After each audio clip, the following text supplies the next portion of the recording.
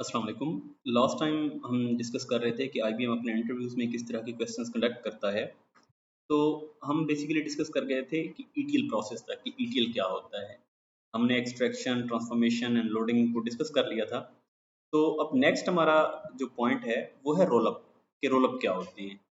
Roll up पे ना लोग काफ़ी सारे कंफ्यूज हैं कि रोलअप क्या है, क्यूब क्या है। तो बेसिकली जो चीज़ हमने अंडरस्टैंड करनी है, रोलअप ग्रुप बाय क्लॉज जो हमारी एसक्यूएल के अंदर होती है उसकी एक एक्सटेंशन है। फर्ज करें आप कर रहे हैं कि जी एक टेबल है, उससे आप डेटा गेट कर रहे हैं, तो आप उस पर ग्रुप बाय लगा देते हैं। ग्रुप बाय आप जिस कॉलम पे करते हैं उसी के हिसाब से वो एग्रीगेट करके आपको एक वैल्यू दे देता है। लेकिन अगर आप उसी में रोलअप लगा देते हैं, रोलअप आपने लगा दिया, लेट्स सपोज आपने तीन कोई कॉलम सेलेक्ट कर लिया या दो कोई कॉलम सेलेक्ट कर लिए हैं, तो वो क्या करेगा कि वो जो आपके एग्रीगेट, फर्ज करें आपने पॉपुलेशन, कंट्री पॉपुलेशन आपने लेना थी, ठीक है जी। आपने कंट्री पॉपुलेशन जब करना थी तो वो क्या कर रहा था आपके लिए कि लेट्स सपोज पाकिस्तान की पॉपुलेशन उसने कहा 22 करोड़, इंडिया की उसने 1 अरब 30 करोड़ कर दिया, चाइना की उसने 1 अरब 50 करोड़ कर दिया। तो ये आपको ग्रुप बाय उसने दे दिया। लेकिन जैसे ही इसके साथ आप रोलअप लगाएंगे तो रोलअप क्या करेगा, रोलअप आपके लिए ये करेगा कि लेट्स सपोज आप लगाते हैं कि जी कंट्री कॉमा प्रोविंस, रोलअप के साथ group by with rollup country comma province. तो वो क्या करेगा, रोलअप आपको देगा कि पाकिस्तान कंट्री है, प्रोविंस पंजाब है, ये 12 करोड़ है। कंट्री पाकिस्तान, प्रोविंस सिंध 6 करोड़ है। तो यानी कि आपको जो वो एक कंप्लीट एग्रीगेट था उसको फर्दर डिकम्पोज कर देगा। यानी कि आपको एक कंट्री का, वैसे ग्रुप बाय आपको एक कंट्री की पॉपुलेशन दे रहा था, तो आगे उसकी जो सब एंटिटीज हैं, जो उसके ग्रुप्स हैं या जो उसके प्रोविंसेस हैं, तो अगर आपको प्रोविंस वाइज चाहिए, वैसे तो आप लेट्स सपोज एक कंट्री का कर रहे हैं तो आप उसमें कर देते हैं कि जी पाकिस्तान और ग्रुप बाय प्रोविंस, ठीक है ना जी।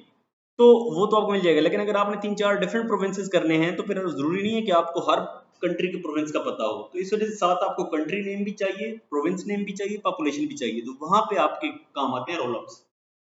तो बेसिकली वी कैन से कि rollup is the extension of group by clause. आगे एक चीज होती है क्यूब। कि क्यूब क्या होते हैं। क्यूब जो है ना, बिल्कुल वैसे ही हम करते हैं जिस तरह हमारे पास रोलअप एक्सटेंशन होती है। In addition to subtotals generated by the rollup extension, cube extension will generate subtotals for all the combinations of dimension. फर्ज करें आपने कर लिया प्रोविंस वाइज, अगर आप फर्दर उसको जो है ना डिकम्पोज करना चाह रहे हैं, उससे फर्दर छोटे सेट लेना चाह रहे हैं, आप सिटीज वाइज करना चाह रहे हैं, तो आप लेट्स सपोज करते हैं कि जी कंट्री, प्रोविंस एंड सिटी, इन तीन कॉलम्स पे आप करेंगे तो आपको लाहौर की पॉपुलेशन मिल जाएगी, उसके बाद आपको जो है ना कराची की मिल जाएगी। तो जो 4-5 सिटीज बिग आपने वेयर क्लॉज में दिए होंगे उसके हिसाब से वो कर देगा। एक जो छोटा सा डिफरेंस है कि अगर रोलअप आपको 10 से 15 लाइंस दे रहा है, जैसे हमारे केस में तीन कंट्रीज थे, इंडिया, पाकिस्तान, चाइना, लेकिन रोलअप आपको 4 रोज रिटर्न करेगा। एक नल, कंट्री नेम नल होगा, नल में क्या होगा, वो सबका एग्रीगेट देगा, तीनों कंट्रीज की पॉपुलेशन जो है ना वो करके, तो वो आपको ऑलमोस्ट कोई 4 बिलियन दे देगा।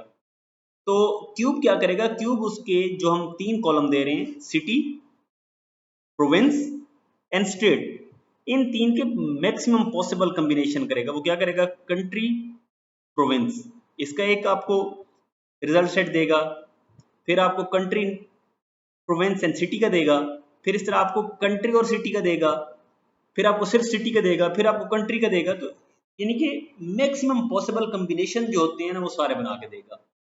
तो सिंपल वर्ड्स में आपने जो चीज समझनी है वो ये है कि रोलअप और क्यूब्स हमारे ग्रुप बाय की एक्सटेंशंस हैं, वो हम अपनी जरूरत के मुताबिक करते हैं। अभी मैं आपको ओवरव्यू दे रहा हूँ, इसके बाद एक नेक्स्ट वीडियो बनाएंगे जिसमें हम क्या करेंगे कि हम प्रैक्टिकली, मैं आपको एसक्यूएल सर्वर में टेबल बनाकर वहां पे इसकी एग्जांपल्स दूंगा। लेकिन क्योंकि अभी हमने वन बाय वन क्वेश्चन अभी डिस्कस करने हैं, प्रैक्टिकल उसकी तरफ हम नहीं आ रहे, तो ये इंशाल्लाह नेक्स्ट उसमें मैं आपको एक्सप्लेन कर दूंगा। उसके बाद आ जाती है डेटा मॉडलिंग। अगला क्वेश्चन आपसे पूछा जा सकता है कि what is data modelling. Data modelling is the first step in database design and object oriented programming as the designer. Basically अब क्या होता है कि आप कोई भी डेटाबेस बनाने जा रहे हैं तो सबसे पहला काम आपने उसकी मॉडलिंग करना होता है, आपने उसका डिजाइन फाइनलाइज करना होता है। डेटा मॉडलिंग पे भी जो लोगों को कंफ्यूजन होती है कि डेटा मॉडलिंग क्या है, कितनी टाइप की होती है। तो बेसिकली डेटा मॉडलिंग की हमारे पास 3 टाइप्स होती हैं, एक conceptual data model, logical data model and physical data model. अब एक इस पे ना एक आप कह लें कि मिलियन डॉलर क्वेश्चन है कि what is the difference between 3 types of modelling. अब कंसेप्चुअल मॉडलिंग क्या होता है कि जब आपकी टॉप टियर मैनेजमेंट बैठती है, वो लोग एनालाइज करते हैं कि हमारा जो प्रोडक्ट है उसका कंसेप्ट क्या होगा। तो वहां पे आप ये कह रहे हैं कि ब्लूप्रिंट इसके बनते हैं।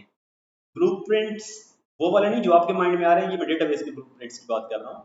तो इसका ब्लूप्रिंट बनता है कि हमने किस तरह से करना है।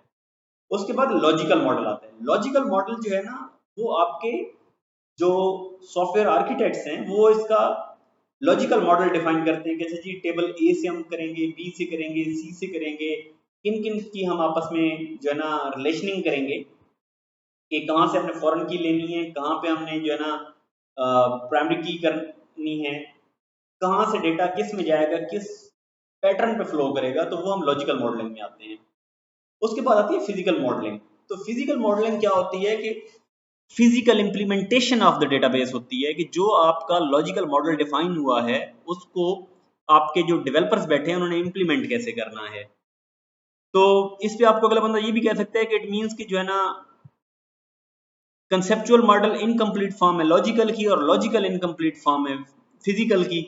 तो वो एक ही हमने फॉर्म क्यों नहीं रखी, फिजिकल क्यों नहीं रखी। तो इसका बेस्ट आंसर ये है, समटाइम्स लोग कंफ्यूज होते हैं, उसका बेस्ट आंसर ये है कि भाई तीनों डिफरेंट जो हमारी डेटा मॉडलिंग है इनकी ऑडियंस डिफरेंट है।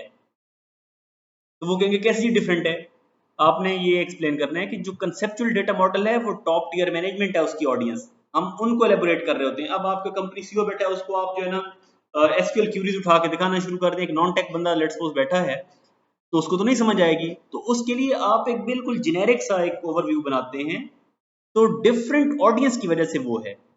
फिर है लॉजिकल मॉडल, जहां पे आपके आर्किटेक्ट्स और बिजनेस टीम बैठी है, वो डिफाइन कर रहे हैं कि बिजनेस फ्लो क्या है और हमारी लॉजिकल इंप्लीमेंटेशन क्या होगी।